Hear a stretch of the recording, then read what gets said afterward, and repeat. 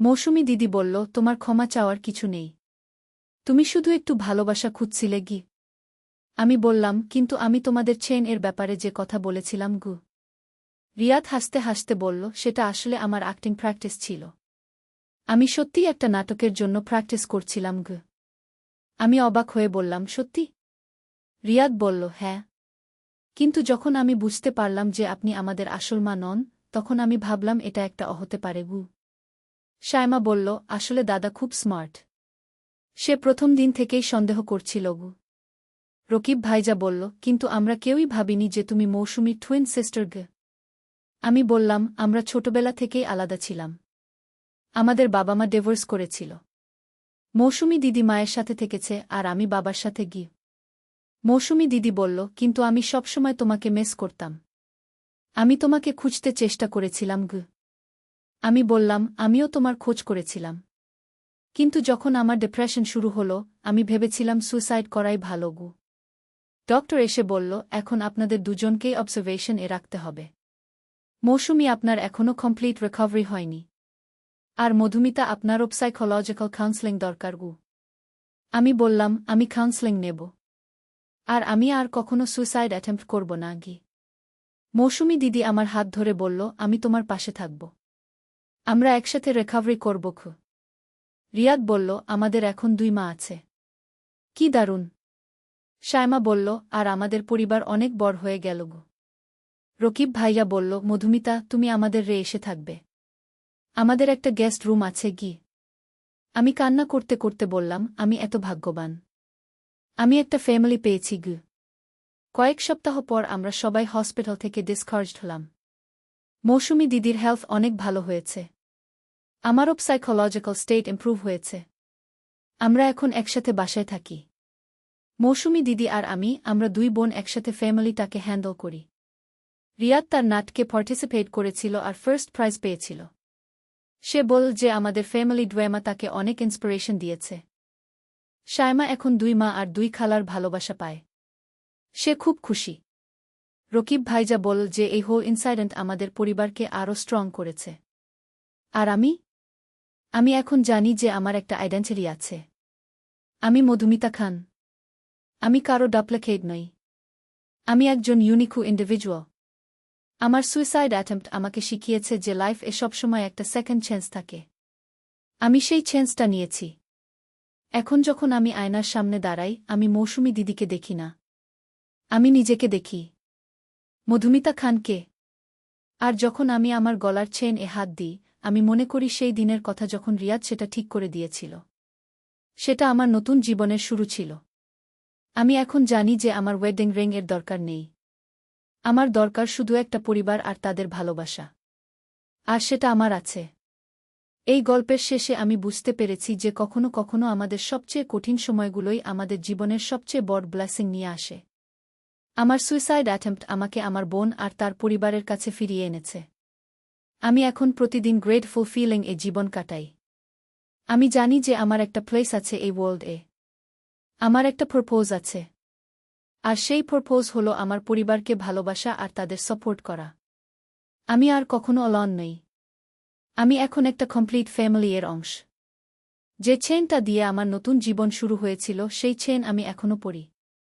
কিন্তু এখন সেটা আমার কাছে শুধু একটা জুয়েলারি নয়। সেটা আমার নতুন জীবনের সিম্বল। প্রতিদিন সকালে যখন আমি সেই চেইন পরি, আমি রিমেম্বার করি যে আমি একজন সার্ভাইভার।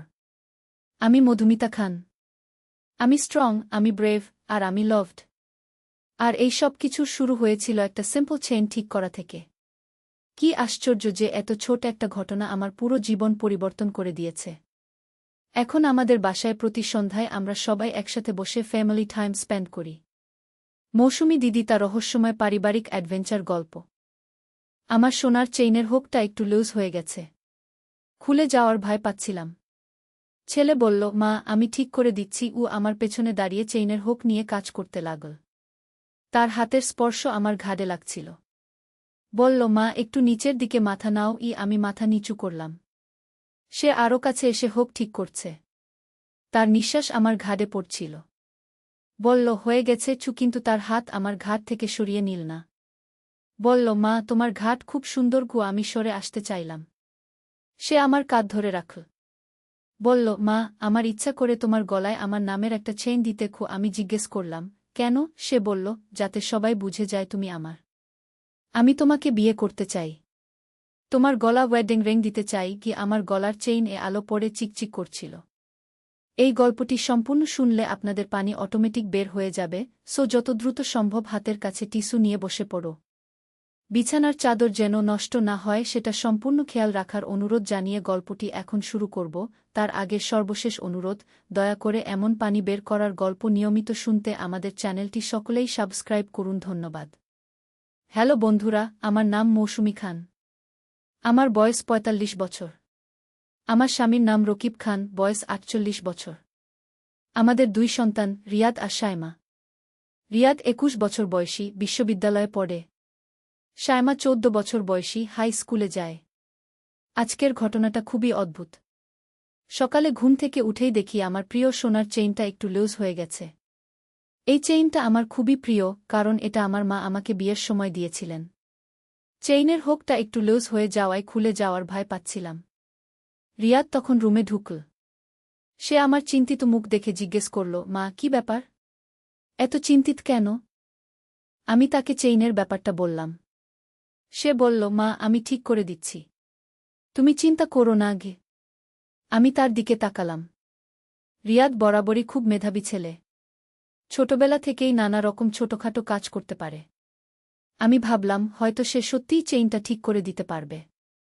সে আমার পেছনে দাঁড়িয়ে চেইনের হুক নিয়ে কাজ করতে লাগল। তার হাতের স্পর্শ আমার ঘাড়ে লাগছিল। আমি অনুভব করছিলাম তার আঙুলের সূক্ষ্ম স্পর্শ। সে বলল, মা, একটু নিচের দিকে মাথা নাও। আমি ভালো করে দেখতে পারছি না গি। আমি মাথা নিচু করলাম। সে আরও কাছে এসে হুক ঠিক করছে। তার নিঃশ্বাস আমার ঘাড়ে পড়ছিল। আমি অনুভব করতে পারছিলাম তার একাগ্রতা। কয়েক মিনিট পর সে বলল, হয়ে গেছে। এখন আর লুজ হবে না গি।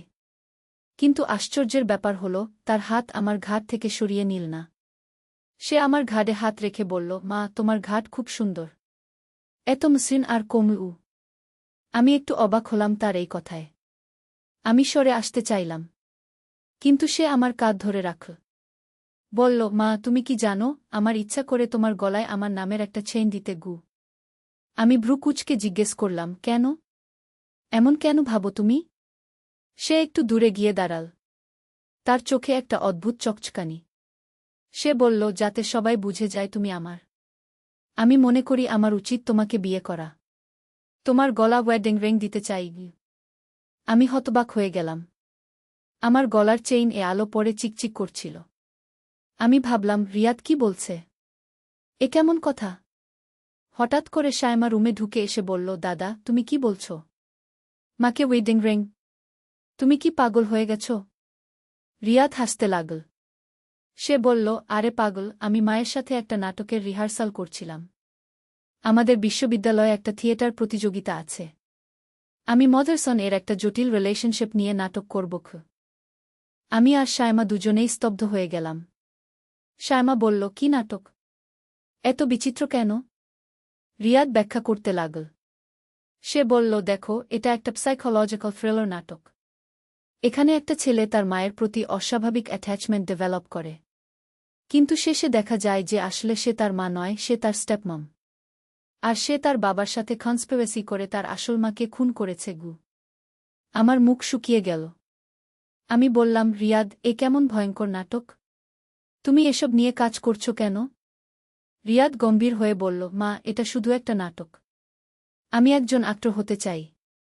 আমাকে সব ধরনের ক্যারেক্টার প্লে করতে হবে, এমনকি নেগেটিভ ক্যারেক্টারও। শায়মা বলল, কিন্তু দাদা, তুমি এমন রিয়েলিস্টিক ভাবে করছিলে যে আমার সত্যিই ভয় লেগেছে গি। রিয়াদ হাসল। সে বলল, সেটাই তো অ্যাক্টিং এর সৌন্দর্য। ক্যারেক্টারটাকে এতটা রিয়েলিস্টিক করে তুলতে হয় যে অডিয়েন্স বিশ্বাস করে ফেলে গু। আমি একটু শান্ত হলাম। কিন্তু তবুও মনের মধ্যে একটা অস্বস্তি রয়ে গেল। আমি বললাম, রিয়াদ, তুমি যখন প্র্যাকটিস করবে তখন আমাকে আগে বলে নিও। আমি হঠাৎ করে এমন কিছু শুনলে ভয় পেয়ে যাই। রিয়াদ আমার কাছে এসে আমার হাত ধরল। সে বলল, শরিমা, আমার উচিত ছিল আগে বলা। আমি আর এমন করব না গি। শায়মা বলল, দাদা, তোমার নাটকটা কবে? আমিও দেখব। রিয়াদ বলল, আগামী মাসে। তুমি সবাই আসবে দেখতে গু। আমি মনে মনে স্বস্তির নিঃশ্বাস ফেললাম।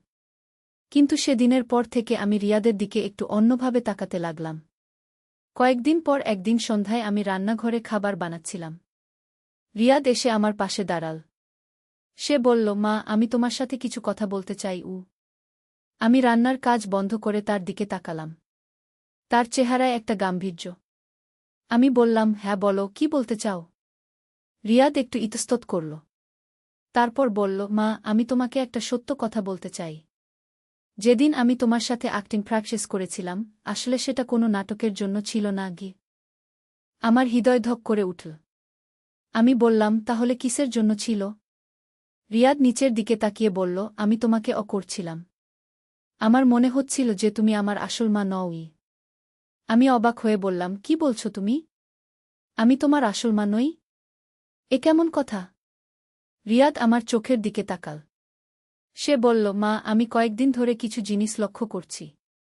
তোমার কিছু অভ্যাস, কিছু কথা, এমনকি তোমার হাতের ওয়েডিং পর্যন্ত পরিবর্তন হয়েছে গি। আমি ভয় পেয়ে গেলাম। আমি বললাম, রিয়াদ, তুমি কি বলতে চাইছ? আমি তো তোমার মা। আমি অন্য কেউ নই গি। রিয়াদ আমার হাত ধরল। সে বলল, মা, তুমি যদি সত্যিই আমার মা হও, তাহলে আমাকে বলো, আমার ছোটবেলার সেই ঘটনাটার কথা, যখন আমি পুকুরে পড়ে গিয়েছিলাম। তুমি আমাকে কিভাবে বাঁচিয়েছিলে? আমি একটু ভাবলাম। এই ঘটনার কথা আমার মনে নেই।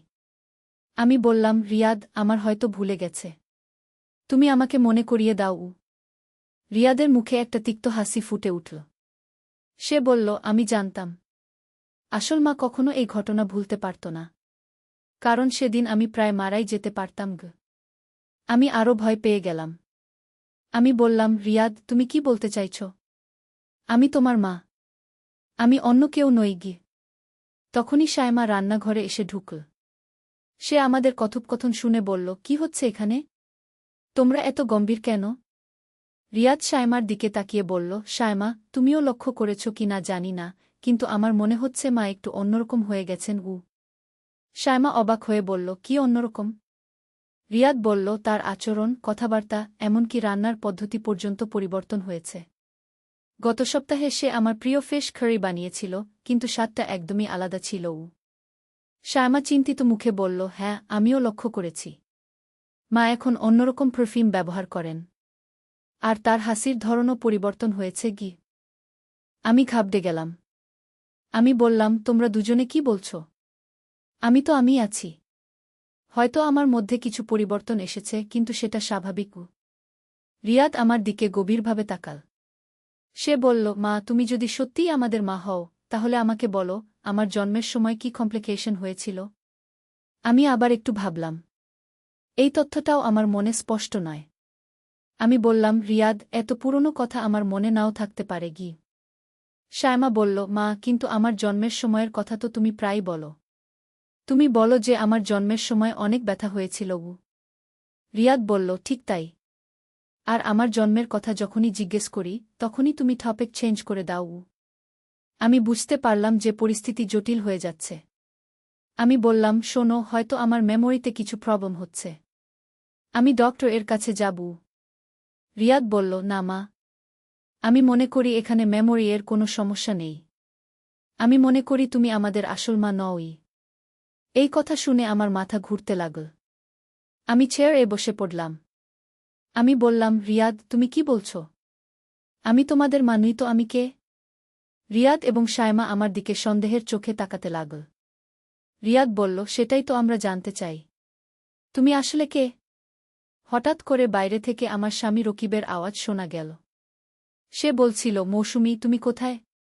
আমি, রিয়াদ আর শায়মা সবাই নীরব হয়ে গেলাম। রকিব রান্নাঘরে এসে আমাদের দেখে বলল, এত নীরব কেন সবাই?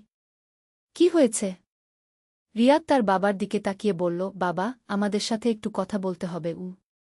রকিব আমার পাশে এসে দাঁড়াল। সে বলল, হ্যাঁ বলো, কি ব্যাপার? রিয়াদ বলল, বাবা, আমার মনে হচ্ছে মা একটু অন্যরকম হয়ে গেছেন। তার বিহেভিয়ার, তার মেমোরি, সবকিছুই পরিবর্তন হয়েছে গি। রকিব একটু অবাক হয়ে আমার দিকে তাকাল। তারপর রিয়াদের দিকে তাকিয়ে বলল, তুমি কি বলতে চাইছ? শায়মা বলল, বাবা, আমারও মনে হচ্ছে মা একটু অন্যরকম। তার অনেক কিছুই পরিবর্তন হয়েছে গি। রকিব গম্ভীর হয়ে গেল। সে আমার দিকে তাকিয়ে বলল, মৌসুমী, তুমি কিছু বলবে? আমি কি বলব বুঝতে পারছিলাম না। আমি বললাম, আমি তো আমি আছি। তোমরা সবাই আমাকে নিয়ে সন্দেহ করছো কেন? রকিব আমার হাত ধরল। সে বলল, মৌসুমী, আমার কাছে একটা প্রশ্ন আছে। তুমি যদি সত্যিই আমার স্ত্রী হও, তাহলে আমাদের প্রথম মিটিং এর কথা মনে আছে? আমি ভাবতে লাগলাম। এই স্মৃতিটাও আমার কাছে স্পষ্ট নয়। আমি বললাম, রকিব, আমার মনে হচ্ছে আমার মেমোরিতে সমস্যা হচ্ছে গিউ। রকিব আমার দিকে গভীরভাবে তাকাল। তারপর সে বলল, মৌসুমী, আমি তোমাকে একটা কথা বলি। আমাদের ম্যারেজ অ্যানিভার্সারি কবে? আমি আবার ভাবলাম। কিন্তু এই তথ্যটাও আমার মনে নেই। আমি বললাম, আমার মনে নেই গিউ। রিয়াদ বলল, দেখেছ বাবা? মা এসব গুরুত্বপূর্ণ তথ্য কোনোটাই মনে রাখতে পারছেন না গি। রকিব চিন্তিত হয়ে বলল, এটা স্বাভাবিক নয়। একজন মানুষ তার সবচেয়ে গুরুত্বপূর্ণ স্মৃতিগুলো ভুলে যেতে পারে না গি। শায়মা বলল, তাহলে কি করব আমরা? রকিব বলল, আমি মনে করি আমাদের পুলিশ যেতে হবে গি। আমি ভয় পেয়ে বললাম, পুলিশ? কেন পুলিশ? রকিব বলল, কারণ হয়তো আমাদের আসল মৌসুমীর কোনো বিপদ হয়েছে। আর তুমি হয়তো অন্য কেউ যে তার পরিচয় নিয়ে আমাদের সাথে থাকছ গু। আমার সারা শরীর কাঁপতে লাগল। আমি বললাম, না, আমি পুলিশে যেতে চাই না গি। রিয়াদ বলল, কেন যেতে চাও না? তুমি যদি সত্যিই আমাদের মা হও, তাহলে পুলিশের কোনো ভয় নেই গে। আমি বুঝতে পারলাম যে আমি একটা জটিল পরিস্থিতিতে পড়ে গেছি। হঠাৎ করে আমার মনে একটা চিন্তা এল। আমি বললাম, তোমরা একটু অপেক্ষা করো। আমি তোমাদের সবকিছু এক্সপ্লেন করছি গু। সবাই আমার দিকে মনোযোগ দিল। আমি একটা গভীর নিঃশ্বাস নিয়ে বলতে শুরু করলাম।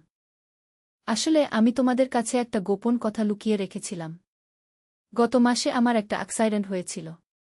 আমি রাস্তা ওয়াকিং করছিলাম, হঠাৎ একটা খড় এসে আমাকে হেড করে। আমার মাথায় খুব জোরে আঘাত লেগেছিল। রকিব অবাক হয়ে বলল, কি? তুমি কখনো এই কথা বলনি গি? আমি বললাম, আমি তোমাদের চিন্তায় ফেলতে চাইনি। তাই বলিনি। কিন্তু সেই অ্যাক্সিডেন্টের পর থেকে আমার ফর্স ও মেমোরি লস হয়েছে গি। শায়মা বলল, তাহলে ডক্টর দেখাওনি কেন? আমি বললাম, দেখিয়েছিলাম। ডক্টর বলেছিলেন যে এটা টেম্পোরারি হতে পারে। কিছুদিন পর মেমোরি ফিরে আসবে গি। রিয়াদ সন্দেহের সুরে বলল, কিন্তু মা, তুমি তো অন্য অনেক কিছুই মনে রেখেছ। শুধু আমাদের সাথে রিলেটেড মেমোরিজ।